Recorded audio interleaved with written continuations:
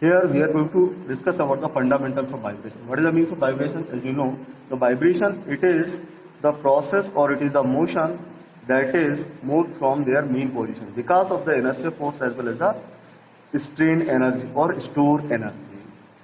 As we know, the vibration is the phenomena or it is the resultant of displacement because of the inertia force and equilibrium position because of the strain energy. That's why the motion about their mean position is called vibration. इससे अपन समझते हैं, ये मैंने एक क्या लिया, simple pendulum है. इस पेंडुलम के ऊपर मैंने यहाँ से फोर्स लगाया तो ये मूव होकर के नई पोजीशन पर आ गया. जब ये नई पोजीशन पर आया तो यहाँ पर मैंने फोर्स F लगाया था, तो लेकिन जिस जगह पर यहाँ पर आता तो यहाँ पर F जो है इसकी वैल्यू कितनी हो गई, 0 हो गई. यहाँ पर सर्टेन फोर्स है, तो जैसे ही इस फोर्स की वैल्यू 0 होती है तो ये दोबारा से बैक मूव करेगा. ठीक है, यानी कि जब ये फोर्स इस पॉइंट पर लग रहा था तो यहाँ से यहाँ तक आने में इस फोर्स ने कुछ अमाउंट पे एनर्जी इस सिस्टम में ट्रांसफ़र की और इस सिस्टम ने कुछ एनर्जी अपने आप में स्टोर कर ली. जैसे ही अब ये F की वैल्यू 0 हो जाती है तो ये स्टोर एनर्जी क्या करती है, इसको अपने ओरिजिनल पोजीशन में लाने की कोशिश करती है. लेकिन यहाँ से यहाँ तक क्या हो रहा है, मोशन में है, तो मोशन में होने की वजह से यहाँ पर इनर्शिया फोर्स काम करने लगा और ये बॉडी जो है यहाँ से ओवरशूट होकर दूसरी पोजीशन पर भी पहुँच जाती है. ये इसकी दूसरी पोजीशन पर भी पहुँच जाती है. तो जैसे ये मीन पोजीशन तक आती है तो स्ट्रेन एनर्जी जो थी, ये स्टोर एनर्जी, उसने कहाँ तक काम किया, इस बार को नीचे लाने तक, यहाँ तक काम किया. लेकिन इनर्शिया के वजह से ये अपनी मीन पोजीशन को ओवरशूट करते हुए आगे की तरफ निकल गया. ठीक है, देन क्या हुआ भी कि ये ऊपर की तरफ निकल गया. अब यहाँ पर भी F = 0 की वैल्यू आ गई. ठीक, तब ये क्या किया कि ये इनर्शिया फिर काम करने लगा, स्ट्रेन एनर्जी दोबारा काम करने लगी और इसको दोबारा से इक्विलिब्रियम में लाने की कोशिश की और यहाँ पर इसको दोबारा इक्विलिब्रियम कंडीशन में लेकर आ गए. तो मैं क्या देखता हूँ कि ये जो डिस्प्लेसमेंट है, ये जो पॉइंट है, ये एज्यूम कर लें तो इसका डिस्प्लेसमेंट यहाँ तक हुआ पहला केस, फिर इसका डिस्प्लेसमेंट यहाँ तक हुआ, फिर इसका डिस्प्लेसमेंट यहाँ तक हुआ. तो ये जो मोशन है विकास किसके रिस्पेक्ट में, ये मीन पोजीशन जो है, इस मीन पोजीशन के रिस्पेक्ट में जो ये जो मोशन है दैट इज कॉल्ड वाइब्रेशन. किसके वजह से हो रही है ये पता होना चाहिए, because of the inertia force as well as the strain energy, इसके वजह से हो रही है. ठीक, यदि मैं इसको थोड़ा और एंगल बनाकर देखने की कोशिश करता हूँ तो मैं क्या देखता हूँ कि ये जो मीन पोजीशन के रिस्पेक्ट में राइट साइड में एम्पलीट्यूड हुआ, सर्टेन अमाउंट में डिस्प्लेसमेंट हुआ और लेफ्ट साइड में सर्टेन अमाउंट में डिस्प्लेसमेंट हुआ, तो ये body to and fro motion कर रही है. तो यहाँ पर अपन देखते हैं, इसको मैं थोड़ा एक साइकिल फॉर्म में बना लेता हूँ. तो ये मैंने एक साइक्लिक फॉर्म में बना लिया, ये मैंने एक साइकिल के फॉर्म में बना लिया, एक सर्कल के फॉर्म में बना लिया. ठीक है, तो यहाँ पर क्या सिचुएशन हो रही है, इस जगह पर क्या सिचुएशन हो रही है, लेट हम मान के चलते हैं कि इनिशियल कंडीशन पे ये हमारे पास पोजीशन है. ठीक, अब जैसे आपने फोर्स लगाया तो ये बॉडी इस सर्टेन अमाउंट में डिस्प्लेस हुई. ठीक है, देन आपने फोर्स को रिलीज किया तो ये सर्टेन अमाउंट पर रिलीज हुई, देन आपने फोर्स लगाया, इनर्शिया की वजह से यहाँ तक चलेगी बॉडी पूरे कंडीशन में. तो मैं क्या देख रहा हूँ कि ये जो एक साइक्लिक लोड बन रहा है, किस चीज़ की वजह से बन रहा है साइक्लिक लोड, ये साइकिल जो है बन रहा है, किस चीज़ का साइकिल बन रहा है, यहाँ पर जो अप्लाइड लोड है, अप्लाइड फोर्स है, उस फोर्स की वजह से जो मोशन डेवलप हो रही है, ये जो मोशन डेवलप हो रही है वो मुझे यहाँ पर दिखाई दे रही है. ठीक है, तो ये जो मोशन है ये कैसी हो रही है, डिस्प्लेसमेंट की मोशन हो रही है. ठीक है, तो यहाँ पर अपन देखते हैं कि इस पोजीशन पर अपन इस पोजीशन को कहाँ से कहाँ एज्यूम कर लें, यहाँ पर 0 डिग्री है एंगल, यहाँ पर ये मान के चलते हैं 0 डिग्री एंगल मान के चलते हैं. 0 डिग्री से आपने सर्टेन अमाउंट पर डिस्प्लेसमेंट किया तो यहाँ पर 90 डिग्री का एंगल हो गया आपके पास, यहाँ पर 90 डिग्री का एंगल आया. देन आपने क्या किया, इसको रिलीज कर दिया, तो रिलीज कर दिया आपने. ठीक, देन ये कंडीशन आपकी क्लियर हो गई. तो ये जो फोर्स बन रहा है, ये साइकिल बन रहा है, ये किस चीज़ का साइकिल बन रहा है, एक साइकिल हो गया. यानी कि यहाँ से यहाँ तक पहले डिस्प्लेसमेंट हुआ, फिर वापस से आया, फिर यहाँ तक हुआ, फिर यहाँ तक आया, तो एक साइकिल कंप्लीट हो गया. तो ये क्या हुआ, एक साइकिल कंप्लीट हो गया. ठीक है ना, साइकिल मीन्स क्या हो गया, साइकिल को डिफाइन करते हैं, कैसे डिफाइन करेंगे साइकिल के लिए? What is the means of cycle?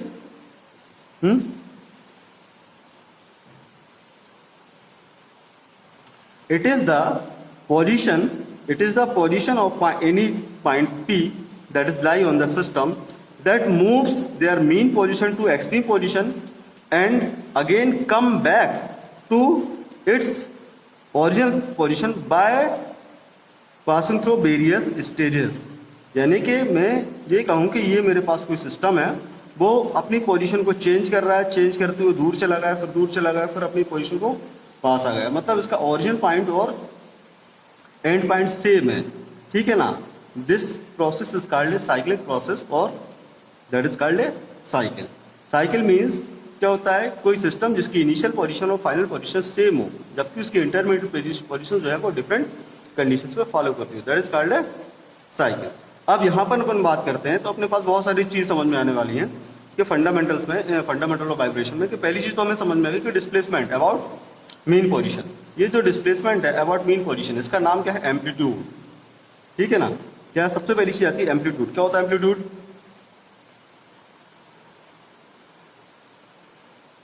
What is means of amplitude? What is the means of amplitude? Amplitude क्या होता है? It is the maximum displacement, max displacement from mean position, from mean position. Mean position से जो maximum displacement होता है that is called amplitude, that is called amplitude. Amplitude मतलब यहां से लेकर यहां तक, ये इसकी मीन पोजीशन है, मीन पोजीशन यहां तक डिस्प्लेसमेंट, यानी ये इसकी मीन पोजीशन है, मीन पोजीशन से यहां तक जो भी डिस्प्लेसमेंट आया that is called x, that is called displacement और एम्पलीट्यूड, ठीक है।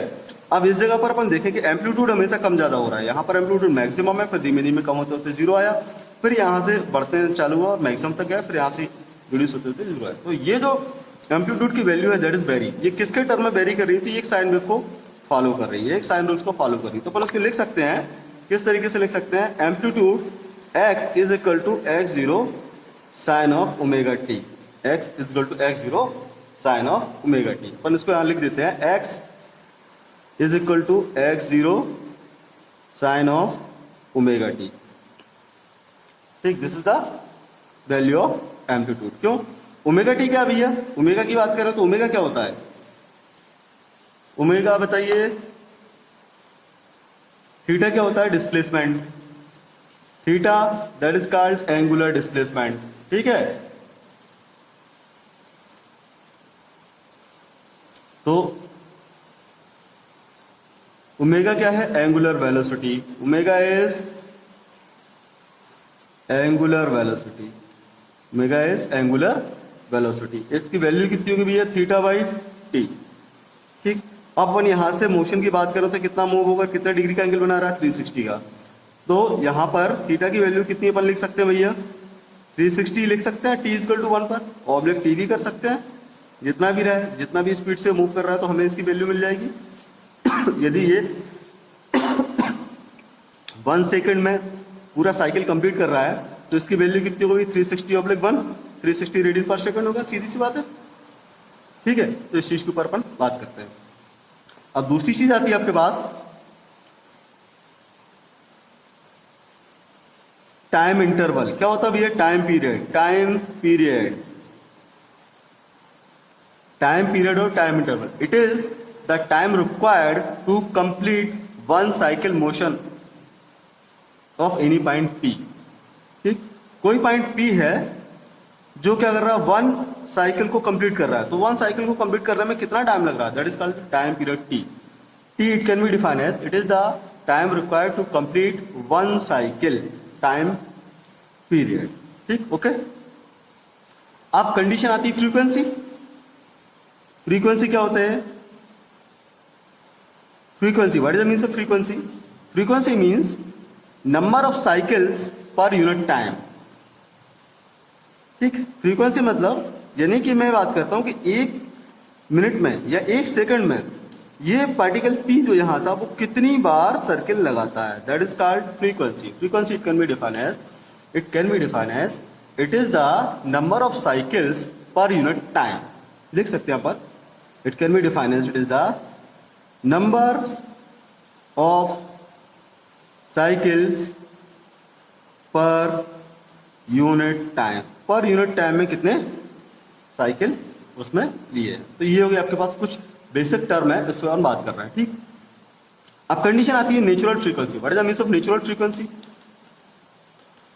नोट करना चाहें तो आप नोट कर सकते हैं। ठीक है, अब बात करते हैं अपन नेचुरल फ्रीक्वेंसी। नेचुरल फ्रीक्वेंसी क्या है? It is the to and fro motion और it is the frequency which is because of one time displacement of any object. यदि मेरे पास कोई ऑब्जेक्ट है, ये मैंने ऑब्जेक्ट लिया है, इस ऑब्जेक्ट को मैंने सिर्फ कितने बार, एक बार डिस्प्लेसमेंट किया। जब एक बार डिस्प्लेसमेंट किया तो ये अपने मीन पोजीशन के रिस्पेक्ट में टू एंड फ्रो मोशन करता रहा। तो ये जो मोशन कर रहा है, ठीक है ना, क्योंकि मैंने सिर्फ इसमें एक ही बार डिस्प्लेसमेंट दिया है, तो ये जो वाइब्रेशन जनरेट हो रहा है, it is because of the natural vibration और नेचुरल फिनोमेना। ठीक है, तो ये जो फ्रीक्वेंसी है कि किस फ्रीक्वेंसी पर ये रोटेट कर रहा है, that is called natural frequency. Natural frequency मतलब क्या होता है भैया?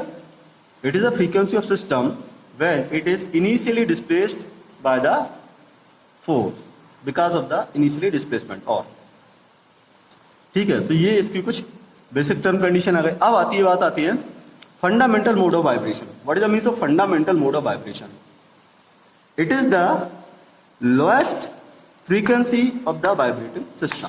कोई सिस्टम है दैट ये वाइब्रेशन सिस्टम है, तो ऑब्वियसली जब ये रोटेट करेगा तो क्या होगा? हमने एक बार इनिशियल डिस्प्लेसमेंट दिया तो ये टू एंड फ्रो मोशन करता रहेगा और धीमे धीमे क्या होगा? डिस्प्लेसमेंट के होते होते जीरो हो जाएगा, धीरे धीरे जीरो हो जाएगा। तो अपन को क्या बोलना चाहिए कि एक ऐसा मोड, एक ऐसी फ्रीक्वेंसी जो इसकी मिनिमम फ्रीक्वेंसी है, जो इसकी मिनिमम फ्रीक्वेंसी। अब आप बोल सकते हैं कि भैया इसकी मिनिमम फ्रीक्वेंसी तो जीरो हो सकती है। बिल्कुल, इसकी फ्रीक्वेंसी जीरो हो सकती है।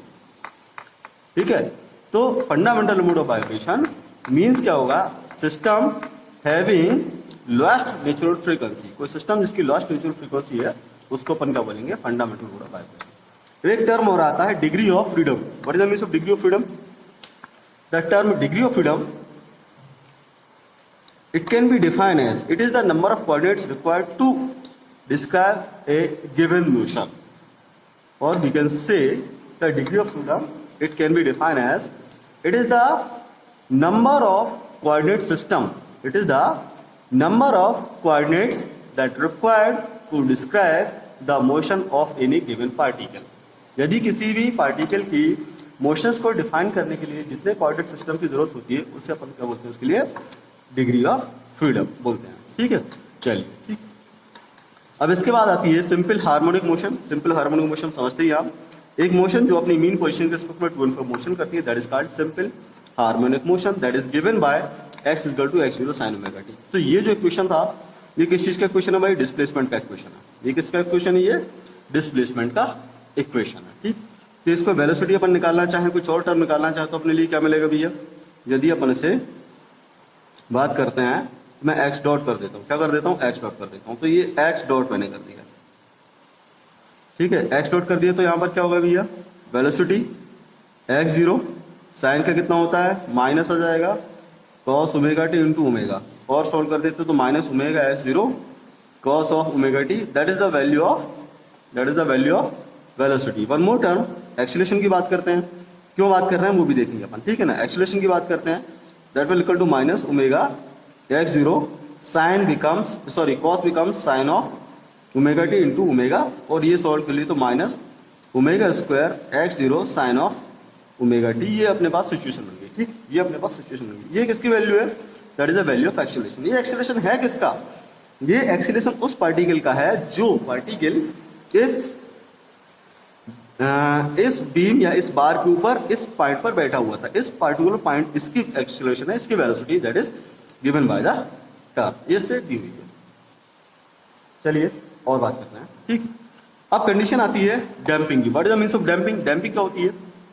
Damping it is the resistance offered in the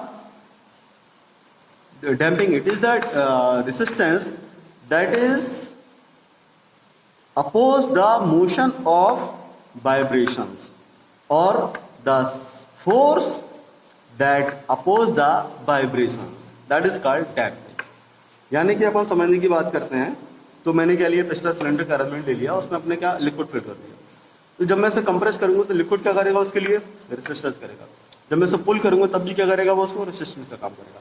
यानी कि ऐसा नहीं कि एक बार में फोर्स करेंगे तो वो रेसिस्टेंस कर रहा है, दूसरी साइड को अपन उसको पुल करेंगे तो उसका रेसिस्टेंस का काम नहीं करेगा। नहीं, ये दोनों डायरेक्शन में क्या करेगा, वाइब्रेशन को रेसिस्ट करेगा। दोनों डायरेक्शन में वाइब्रेशन को क्या करेगा, ये रेसिस्ट करेगा। ठीक है, that is called damping. Damping mean समझ में आया क्या होता है damping? It is the resistance force that oppose the to and fro motion or that oppose the vibration, that is called damping। चलिए अपन बात करते हैं फेज डिफरेंस। अब हम यहां पर बात कर रहे थे phase difference. What is the means of phase difference? क्या होता है भैया फेज डिफरेंस?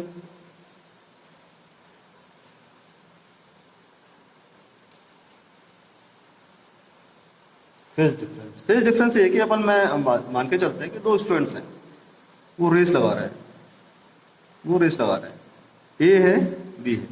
इसकी स्पीड कितनी है भैया? इसकी स्पीड है 40 km पर आवर। दूसरा जो है इसकी स्पीड है कितनी, 40 km पर आवर। लेकिन क्या हो रहा है कि ये t = 0 पर स्टार्ट करता है, तो 2 सेकंड में इसने कितनी कवर कर लिया, 2 आवर में कितनी डिस्टेंस कवर कर ली, 80 किलोमीटर डिस्टेंस कवर कर ली इसने। ठीक, अब ये क्या हो रहा है, ये 1 आवर बाद स्टार्ट करता है रन करना, तो यहां से यहां तक ये कितने डिस्टेंस कवर करेगा भैया 2 आवर में, तो 1 सेकंड के बाद कवर करेगा। तो यहां पर इसने कुल कितनी डिस्टेंस कर ली, 40 किलोमीटर कवर की डिस्टेंस। तो ये जो डिफरेंस है, किसके चीज का डिफरेंस है, ये जो डिफरेंस है फेज डिफरेंस, यानी कि अब मैं कितने भी टाइम इंटरवल पे चले जाऊं तो ये मुझे उतना, दूसरा स्टूडेंट जो है ना उससे पीछे ही दिखाई देगा, आगे का भी दिखाई नहीं देगा या बराबर भी दिखाई नहीं देगा। क्यों? भले इसके दोनों की मैक्सिमम स्पीड सेम है, लेकिन ये क्या हो रहा है कि ये कुछ सेकंड बाद इसने रन करना स्टार्ट किया हुआ है। ठीक है, कितना, 1 घंटे बाद इसने स्टार्ट करना चालू किया है। तो ये पहला वाला स्टूडेंट जो है 2 घंटे में कितना आएगा, 80 किलोमीटर चल लिया इसने तो 2 घंटे में। ठीक है, जबकि इस वाले ने कितना किया है, 1 घंटे तो उसका पहले निकल चुका, तो ये रिमेनिंग 1 घंटा तो उसने वेट कर लिया।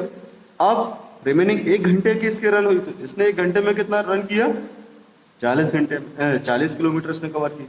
तो जो 1 मिनट का जो टाइम डिफरेंस है, उस 1 मिनट के टाइम डिफरेंस की वजह से ये स्टूडेंट सेकंड जो स्टूडेंट है वो पीछे हो गया। कितना पीछे हो गया, 40 किलोमीटर पीछे हो गया। तो अब ये चाहे ये 10 मिनट की बात करें, 15 मिनट की बात करें, 50 मिनट की बात करें, तो ये 1 मिनट क्या होगा, चूंकि 1 मिनट लेट स्टार्ट हुआ तो 1 मिनट डिस्टेंस ये लेट ही कवर करेगा। तो ये जो फेज डिफरेंस है, फेज डिफरेंस जो आया ये बेसिकली क्या है, difference of the displacement respect to the time.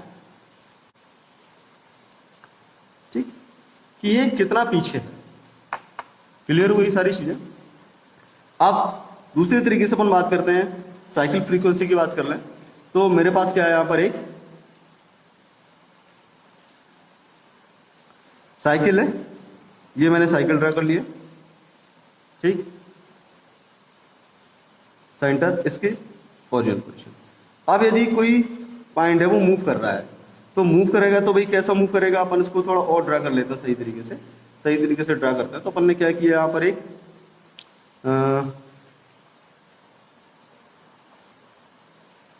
ये एक स्प्रिंग मास सिस्टम लेने की कोशिश करते हैं। ये स्प्रिंग मास सिस्टम ले लिया मैंने। ठीक है, यहाँ पर ये मास ले लिए और इस माइन की मीन पोजीशन हो गई यहाँ पर ये। ठीक, आपने इसे नीचे की तरफ पुल किया। ठीक, तो इस पोजीशन पर है ये नीचे की तरफ पुल किया तो नीचे की तरफ पुल होगा ये। ठीक है, फिर रिलीज कर दिया तो अपनी ओरिजिनल कंडीशन में आ गया।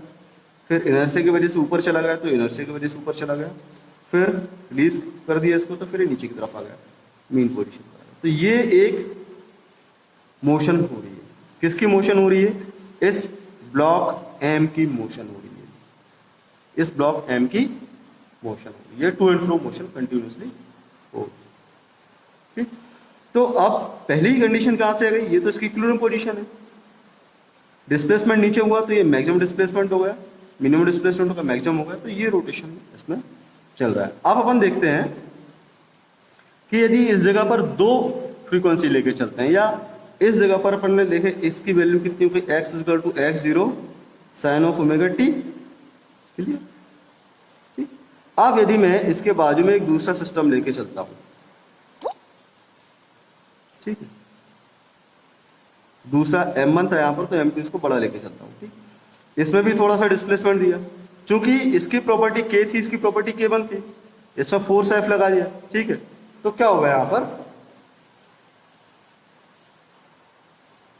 कि जैसे इसको आपने डिस्प्लेसमेंट दिया तो पहला वाला पार्टिकल तो आगे की तरफ मूव कर रहा है और दूसरा वाला पार्टिकल उसके पीछे पीछे मूव कर रहा है। ठीक, तो ये डिस्टेंस जो है, दोनों की डिस्टेंस कितनी है, कांस्टेंट डिस्टेंस पर पीछे फुल मूव करेगा। यानी x इक्वल टू, ये अपन लेके चला x1 sine of omega T minus five, यानी कि इसको तो हमने 5 डिग्री पर मूव किया। ठीक, और उसके कुछ सेकंड बाद अपन ने इसको डिस्प्लेसमेंट दिया है, तो -5 लैग कर रहा है, पीछे की तरफ जा रहा है। ठीक, तो ये भी मूव करेगा, लेकिन जरूरी नहीं है कि इन दोनों का एम्पलीट्यूड सेम हो। ये छोटा था तो ज़्यादा ऊपर नीचे करेगा, ये बड़ा था तो इसका ऊपर नीचे का एम्पलीट्यूड जो है वो कम हो जाएगा और इसका